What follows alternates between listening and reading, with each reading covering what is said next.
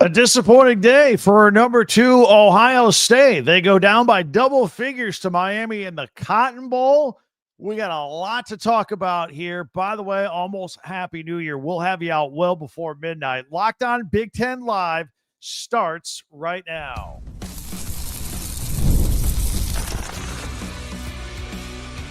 You are Locked On Big Ten, your daily podcast on the Big Ten Conference. Part of the Locked On Podcast Network, your team every day. Welcome to Locked On Big Ten Live here. I'm Craig Shemon, part of the Locked On Podcast Network, now the #1 sports podcast network. Thank you, and thank you for making us your first listen each and every day. We're free and available wherever you get your podcasts and on YouTube, part of the Locked On Podcast Network, your team every day. Hey, if you're new, hit that free subscribe button down below. That way you'll never miss a single episode because we're here every day. And if you could share, follow, and like, that will help us out. And you can hype YouTube videos as well. Today's episode is brought to you by Game Time. Download the Game Time app, create an account, use the code LOCKEDONCollege for $20 off your first purchase. So, the Buckeyes and the Canes, post-game reaction right here, raw, unfiltered, immediate, plus your real live time comments in just a few moments as well. Don't forget, Oregon is in action tomorrow. Indiana is in action tomorrow. The Orange and Rose Bowl. We'll go live after the Rose Bowl tomorrow night. Mark your calendars for that. But we got a lot to talk about from tonight, Ohio State and Miami. I had a few questions going into this football game myself.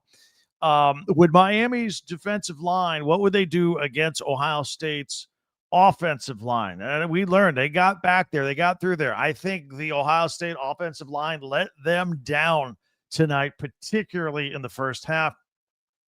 And I was curious to see what the U would do, having only scored 10 points against Texas A&M. How would they do against Ohio State Buckeyes, #1 rated defense? Well, they didn't light it up, but they did enough. They had a defensive touchdown in the game on the pick six. That was the difference, really, in momentum in the first half. And then the other question I had, the Buckeyes, how would they be after a 25-day bye? And now, including last year and so far this year, all teams that have gotten a bye for the beginning of the college football playoffs are now 0-5. It's just too long to be off. And Indiana is going to go face that tomorrow. Oregon already has a game under its belt. It didn't get a bye. So going to be curious to see how Indiana comes out against Alabama. But again, we'll talk about that later. Let's talk about the Buckeyes here tonight. The first time with the ball, they go 3 and out. They actually lose 7 yards on the drive. There was a big third down sack of Julian Sayin. I think he was sacked off the top of my head 5 times on the night before throwing that game-ending interception at the end. The U got the ball. Miami got the ball. They had the 3rd and 2 at Ohio State's 19. Mark Fletcher, it looked like they're getting ready to score early. He fumbles the ball. Caden Curry in there recovering for Ohio State. So the defense saves the moment there for the Buckeyes. They get the turnover. So Ohio State takes over on the 19, their second drive. Had a nice completion to Jeremiah Smith for 10 yards just to get him involved. Let's go. Let's get started. But then it was a 4 and out. They ended up punting for the second time of the game. Miami second possession. They start at the 17. Carson Beck, a little scramble. Did a nice job scrambling tonight. Couple of tough yards, tough runs for first downs tonight. Not normally part of his game, but he did tonight. So Carson Beck scrambles there. Then more Mark Fletcher, who was just a powerful runner in the first half. And then again in the fourth quarter, got 13 yards, just starting bouncing off of people. Malachi Toney was huge tonight. Remember, he had that catch that he fumbled and then recovered it. Looked like he was momentarily injured on the play. But Carson Beck was looking comfortable at this point. Gerard Pringle had a run for 7 yards. Everything was 7 yards, 7 yards, 8 yards. The Miami offensive line was leaning on the Ohio State defensive line and just pushing them forward for 7 and 8 yard chunks. Very concerning early on and throughout the game. So, but we're scoreless still. Again, thanks to Ohio State creating a turnover there as we go to the second quarter. We're scoreless. So, Miami still got the ball, though. They got a 3rd and 2, and they go with that play where they bunched up 7 offensive linemen, but then Carson Beck just threw it out to Mark Fletcher, 9-yard touchdown. Easy breezy, 13-play, 83-yard drive, took over 8 minutes. Ohio State's getting punched in the mouth at this point, and I'm a little surprised because I like to run my mouth a lot about how the ACC is weak and the Big Ten is powerful and mighty, and Miami gave Ohio State a taste of Big Ten medicine tonight. Miami takes the 7-0 lead early in the second quarter. So Ohio State, I thought, boom, they're going to get the momentum right back. Julian Sayin finds Jeremiah Smith for that 59-yard play down to the 16-yard line. Sayin gets sacked again, and then that's when he threw the pick six that went 72 yards the other way. So the defensive score for the Hurricanes, a backbreaker for Ohio State. Keontae Scott was absolutely awful. It was an awful throw. Everything. It was all on Julian Sayin. That was just probably his worst play of the year, to be honest with you. So now Miami's up 14-0 with 11:49 to go in the second quarter. This was the largest deficit that Ohio State has had in 3 years. So they get the ball back. What are they going to do? They're going to go back to Jeremiah Smith, 13 yards. C.J. Donaldson, 12 yards. But then Sayin got sacked the third time. Loss of 13 yards. Little screen to Donaldson, short of the line again. They got a punt again. So nothing's going at this point. Miami with a lot of momentum. Miami then, little pitch and catch. Carson Beck just picking his way through. And at this point of the game, Miami has 65 yards rushing. Ohio State, -8. I'm telling you, they could do nothing. That offensive line did not do Ohio State any favors tonight. Carson Beck gets a first down on a scramble. This was the key one, though. This is where Ohio State got back in the game. Carson Beck scrambles for a first down, but got overturned. So now it's a 4th and 1. They're on their own 32, so they got to punt the ball all the way down to the 9-yard line. But that's a break. That was the first break for Ohio State in this game. Other than the turnover, they created a second break that they got in this game. But Ohio State does nothing with the ball at this point. It's a 3rd and out. They punt from the end zone. Miami gets the ball back there in a 4th and 2 at the Ohio State 37-yard line. They go for it. Beck finds Malachi Toney for a first down at the 30-yard line. We're at the 2-minute timeout. But then the Buckeyes D really stepped up here. Carson Beck gets sacked for the first time by Kenyatta Jackson. Sonny Styles with a tackle of Toney behind the line for a loss of 6. Defense is looking pretty good. This is the defense we saw in the Big Ten this year. And now it's these two negative plays have pushed Miami out of field goal range. 3rd and 20 at the 40-yard line. And they take an incomplete shot in the end zone, so they got to punt the ball. Gets down at the 2. There's a 1:36 to go. All right, this is Ohio State's chance. They got their defense has found its footing. Get the ball back. Get some points on the board before the half. Get a little momentum. They go to Cardell Tate for his first catch of the game. By the way, C.J. Donaldson, a great block in the backfield to protect Julian Sayin to get that ball off the Tate.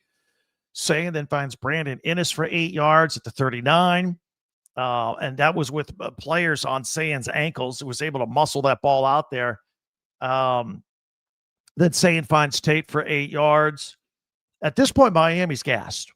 Their starters on the defensive line are not even on the field. And Ohio State needs to take advantage of this. But the drive stalls. They got to settle for a 49-yard field goal.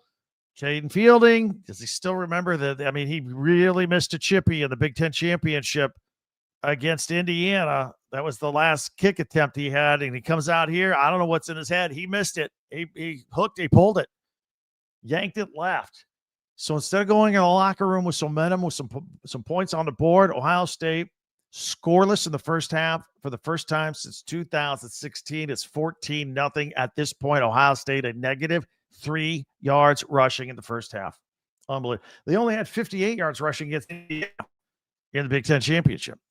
So we go to the second half. Good news is Ohio State gets the ball first, start establishing the run. Bo Jackson, but then Sayin gets sacked again. The bullet to Jeremiah Smith for 23 yards. The swing pass to Tate inside the 10. 1st and goal. 3rd and goal from the 1. Bo Jackson, touchdown.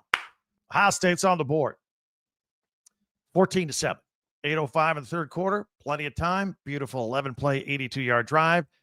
Took 6 minutes and 50 seconds. All good to go. But Miami they answered. They put together a little bit of a drive. Mark Fletcher got going again. Beck was sacked. Nice sack by Sonny Styles, so it sets up a 3rd and long. And they have to settle for a 49-yard field goal by Carter Davis. All right, cool, fine. It's only 17-7. 3:01 to go in the third quarter. Ohio State gets the ball back. Sayin starting to look methodical, a little more comfortable than he was in the first half. Their first play on several drives of the second half was to Will Kaczmarek, the tight end. Just get something going. Brandon Ennis a little bit here. Beautiful back shoulder throw to Jeremiah Smith for 22 yards at the Miami 22-yard line. Did the reverse to Smith. That didn't work. Now we go to the fourth quarter. Ohio State still with the ball. It was the 2nd and 9 for the 29 after that reverse that really didn't go anywhere. Bo Jackson goes down to 15. Donaldson, he ends up short of the first down marker, and it's 4th and 2. Now, remember, we've already missed a kick here. So Ryan Day was going for it from the 14, and boom, Jeremiah Smith, 14-yard touchdown. It was a defensive holding penalty, but it was waved off. That was the first penalty of the game at that point in the fourth quarter, but it was not accepted. So, Buckeyes within 3, 17-14, 13:28 to go. 10-play, 75-yard drive. Sayin at this point, 8 for 8 passing in the second half. Really looking good. Miami, they start trying to do the same things they've been doing. The pass of the ball, pass breakup by Ohio State. Fletcher's been running, but he gets stuffed for a tackle for loss. The Ohio State defense is dialing up here. Beck running for 1 yard. Fletcher gets stuffed by Caleb Downs for a short gain. It's 3rd and 6. Incomplete pass. Now it's time to punt back to Ohio State. This is their chance to win a game. Kaczmarek, first play of the drive, just like last time. 12 yards. Then Sayin gets sacked for a 5th time. But then he finds Jeremiah Smith on a 3rd and 15 for a first down. There was a holding. It was an accepted penalty. So, by the way, I thought that was a shaky call that backed him up there. So it sets up a 2nd and 20 from their own 38-yard line. Incomplete pass to Tate. 3rd and 20, dump off the Donaldson. Sayin had nowhere to go with it. They got to punt the ball. They punted all the way to the 10. But there was a penalty, and Miami made him repunt it. Now, this time it only goes to the 30. 20-yard difference on that penalty. And Miami all of a sudden looked like they got a second win. Fletcher for 19. 3rd and 3, under 4 minutes to go. Shamar Brown's in the game all of a sudden. Catches a pass from Beck for a first down. He ends up scoring a touchdown, Brown did, with 55 seconds to go. And that was a wrap. Julian Sayin throws an interception. And it's 24-14 final score. Miami will now play the winner of the Ole Miss Georgia game in the Sugar Bowl. Tomorrow, we will go live again, by the way. Now, we're going to wait. We're not going to go wait after the Ducks Texas Tech game in the Orange Bowl. We're going to watch it. As soon as it's over, we're going to watch the Rose Bowl, Alabama and Indiana. Then we're going to go live and recap, probably around 8 o'clock Eastern. We'll recap both games tomorrow in the live podcast. But we're not done with this New Year's Eve live podcast. I want to get your comments. I want to invite you to subscribe if you haven't yet. We're here every day. Share, follow, and like. Don't forget, we have a website, talkbig10.com. All of our podcasts go there. Plus, there are links for you to buy merchandise from your favorite Big Ten school. We're going to talk about Michigan, Iowa, and Nebraska. They all played today. Your live comments on the Buckeyes. Probably got some Miami people out there want to talk as well. And again, a look at tomorrow's live podcast following the Oregon and Indiana games. It's all coming up next here on this live edition on New Year's Eve. I promise I'll get you out before midnight. And as we bring in 2026, we'll be out. We still have plenty to talk about, though. It's coming up next here on Locked On Big Ten Live. Fridays already feel different during basketball season, and FanDuel is making them even better. Every Friday night, before the games tip off, FanDuel gives fans a new way to kick off the weekend with NBA Happy Hour. NBA Happy Hour is your official pregame, a limited time window where special offers drop right inside the FanDuel app before the action starts. Again, this is Fridays from 6 to 7:30 Eastern. and it's appointment viewing with NBA Happy Hour. So check it out, all the deals, all the specials that they have, and it is a blast. So before tip-off, check the FanDuel app and see what's dropping. NBA Happy Hour every Friday, 6 to 7:30 p.m. Eastern. A little basketball, a little action, a whole lot of Friday energy. That's NBA Happy Hour only on FanDuel, the official sportsbook partner of the NBA. Thank you for making Locked On Big Ten your first listen each and every day. We're here every day, man. And thank you for making Locked On the #1 sports podcast network. You already live your team's passion every day. You can take it up a level and go ad-free. That's right. You can join the Everydayer Club and get Locked On Big Ten with no interruptions. Members-only Discord access and access to other exclusive podcasts as well. All for just $5 a month. $50 a year. You can gift it to somebody else as well.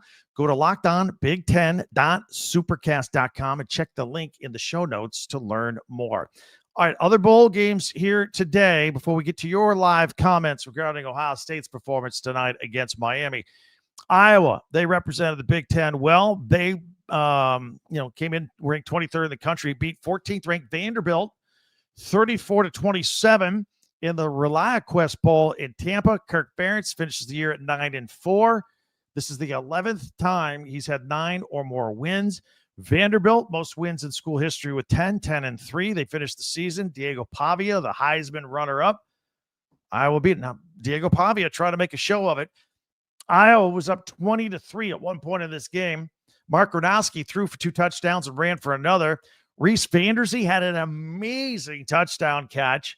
DJ Avonime had a touchdown catch as well, plus 7 catches for 146 yards. And Kamari Moulton ran for 95 yards and a touchdown. As far as Diego Pavia went, he led Vandy back into the game with 347 yards passing. Trey Richardson, had 6 catches for 127 yards. And Junior Sherrill with 8 catches for 123 yards. He was spraying the ball all over the place. The Citrus Bowl, pitting both 9-3 teams, Michigan and Texas. A lot of Michigan in the news, right? I mean, Sherrone Moore, Kyle Whittingham, Bryce Underwood. They finally got to play the game here today. Number 14, Texas against number 18, Michigan. This was a pretty good game for about 3 quarters, and the Michigan fell apart. Specifically, in my opinion, Bryce Underwood fell apart. Texas wins this game 41-27. Michigan finishes 9-4. Kyle Whittingham was on hand to watch from up in the booth before he takes over the team. And again, I thought it looked like it was going to be Michigan's day. And then Bryce Underwood started throwing off his back foot, forcing things. The offensive line broke down. Arch Manning heated up late, threw 2 touchdowns, ran for 2 more, including a 60-yarder late in the game. He threw for 221 and ran for 155. He was the game's MVP. Bryce Underwood had a decent game until he didn't. He threw for 2 touchdown passes, but he threw 3 picks in the final 18 minutes of the game. Bryson Kutzel did a nice job late in the year with all the injuries. 20 carries, 82 yards. Andrew Marsh had a 51-yard kickoff return. The defense, 0 sacks, 0 interceptions. Not particularly a great day for Wink Martindale's unit over there. Number 15, Utah, Kyle Whittingham's former team, beat Nebraska and Matt Rule 44-22 in the Las Vegas Bowl. Nebraska finishes 7-6 as they were on a downward trend the last portion of the season. Devin Dampier, 310 yards passing and 2 touchdowns, ran for another 148 and 3 more touchdowns, 5 total against the Nebraska defense. TJ Lateef threw for 182 yards and a touchdown and a rushing touchdown, and what was probably one last audition for him before they decide what they're going to do, maybe in the transfer portal for Nebraska here in the offseason. Utah outgained Nebraska 535-343. And Nebraska has now lost 30 in a row to an AP-ranked opponent. Second worst in the Big Ten. Rutgers, by the way, has lost 43 in a row. And Matt Rule has lost 20 straight to ranked teams, including his 0-11 stint at Baylor. It's not good. It's not good.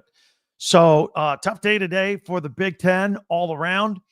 And, so far this postseason, Washington, Northwestern, Minnesota, Penn State, Iowa, and Illinois have all won their bowl games. Michigan, Nebraska, and USC have lost. Oregon won a playoff game. Ohio State lost theirs, so we're 1-1 in the playoffs. Oregon and Indiana in action tomorrow. Illinois had that walk-off win versus Tennessee 2 nights ago, 30-28. That's 9 wins for the season. And USC lost in overtime to TCU, by the way. All right, let's get to some of your comments here. That's part of the fun of going live, and then we'll talk a little bit more about tomorrow with what's going on here. And I'm kind of curious to see if we'll have any Miami fans checking in. Obviously, Buckeye fans are going to be a bit distraught regarding this situation. Bad day for the Big Ten from Brian. Also says Indiana may be in trouble. I am concerned about the 3, almost 4-week layoff. We saw it happen to Oregon last year. Yeah, I think it's well worth watching. And then keep in mind, even if Indiana does get off to a decent start, Alabama was down 17-0 to Oklahoma about a week ago, and they ended up winning that game on the road. Tenna Cheeks says the Buckeyes stink and that they're one and done. That long layoff is no joke. All 4 of the teams with the long bye lost last year and this year as well. I think it's something we're going to have to address. And by we, I mean college football in general. A lot of you commenting about that bye. Now, we want to use it as an excuse. Miami, they beat up the Buckeyes tonight. They absolutely did. The Buckeyes also did themselves in with that first half where they just sleepwalking. Maybe that was because of the bye. A lot of bad calls or no calls. Well, there were no penalties till the fourth quarter. I didn't think anything was egregious. So I'm not sure. Let's see. Thalax says, dude, Miami scored 10 points the last game. What happened? Well, they weren't exactly lighting it up against the Buckeyes defense. Remember, they scored 24 points, but they had a defensive touchdown. They had the pick 6. So they really only scored 17 points. My math is horrible. 17 points. A lot winning against Ohio State. And Stray Gold says the Big Ten didn't get all the wins today, but I think every team played great. And starting to think whenever Ryan Day calls plays, he overthinks and can make bad calls that put his team behind the 8 ball. Did you guys think that Ryan Day called a bad game today? I don't. I thought I like how they took some deep shots to Jeremiah Smith. They threw to the tight end a lot. Carnell Tate could have been more involved, perhaps. And the running game just was going nowhere. And they were calling the plays. They were just getting stuffed. But I don't blame the play calling. I thought there was a nice mix where they tried to do everything they could. Let's see. We were outplayed and outclassed in that game. After midnight, we turned back into Penn State. That's Jeffro talking about the Buckeyes. Yikes. Let's see here. Congrats to the Hurricanes. Physicality wins. Ryan Day should not be calling plays. That's from Sanjay. I mean, that's your opinion. That's a fair opinion. I thought the play calling was okay. Let's see here. Midas Knight also pointing out teams with buys are now 0-5 in their first games. Yeah, here's another thing. I think Joel Klatt says this all the time. So these teams that all got buys, they're the best. They should be rewarded. And whether they have a buy or not, fine. They should be playing home playoff games instead of in these bowl games at neutral sites, right? Had Ohio State been at home tonight, if Indiana were to play in Bloomington tomorrow, I think it would be a big difference. And that's the reward I think we need to look at giving these teams that do so well at the beginning of at the end of the season. Wahoo fan says Hurricanes were the more physical team. There's no doubt about it. They were. No doubt about it. Very interesting. Phil Gates says Ohio State looks soft. I don't know if they look soft. They weren't the more powerful team in the trenches. I'll tell you that. Props to Miami for getting it done from Frosty Mug. Day taking over play calling was brilliant. That seems sarcastic from Ken. All right. Well, I'm surprised I don't have a Go Ducks on here. I always have. There we go. We always have Go Ducks, no matter what. Congratulations, Miami. Go Ducks. Beat Tech. That is from Ann Bentley. So, yeah. Brian thinks Bama will win against Indiana tomorrow. Long leg says Ryan Day's blood pressure was on full display during the game. Did you see his cheeks? His cheeks get red. He gets fired up anyway. But that's just what he does. Midas Knight also. I agree with Dan Lanning. Playoffs should start the first week after the regular season and home field for the better records, neutral field for the championships, and end the bye weeks. And he also says, here's another thing that he says, get it done by January 1st. We're playing college football playoffs every week through the holidays and get it done by January 1st. I think there's some validity there. He keeps doubling down on that too. But we stretch it out. I mean, the championship's not even till January 19th or 19th, I think it is. So anyway, all right. Thank you for the comments. I can't get to them all tonight. This is incredible. You guys are incredible. You always are. Thank you very much. I always appreciate it. Here's somebody ripping the Big Ten. I don't think that that's necessarily true. Number one says go blue. Got to get that in there as well. All right. Thanks again for all those. I wish you all a happy new year, but we're not done here. We're going to tell you what we're going to do tomorrow. We got another big day tomorrow. Before we wrap up tonight, we'll get into all that just a little bit. It's all coming up in 1 minute right here on Locked On Big Ten Live. So there's nothing like the college football season. It's why we watch games like tonight. Tailgates, packed stadiums, right in the middle of it all. The energy, the bands, the moment you remember forever. But actually getting tickets, you think that's hard? Not with Game Time. Get the Game Time app. Skip the lines, the logins, the prices that are confusing. They're not. That's why Game Time gives the advantage back to the fans. It's the easiest way to unlock amazing college football tickets. You can go to these playoff games. Just open up the Game Time app, look for these games, and you'll be surprised how easy it is to find great seats, affordable. And the thing I like the best, you can see the view of the seat from the seat of the ticket you're about to buy. They have their zone where you pick the section. Game Time picks the seats. You save even more.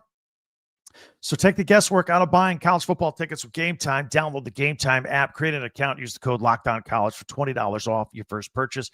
Terms apply. Again, that's code LOCKDOWNCollege, LOCKEDONCOLLEGE for $20 off. Download the Game Time app today.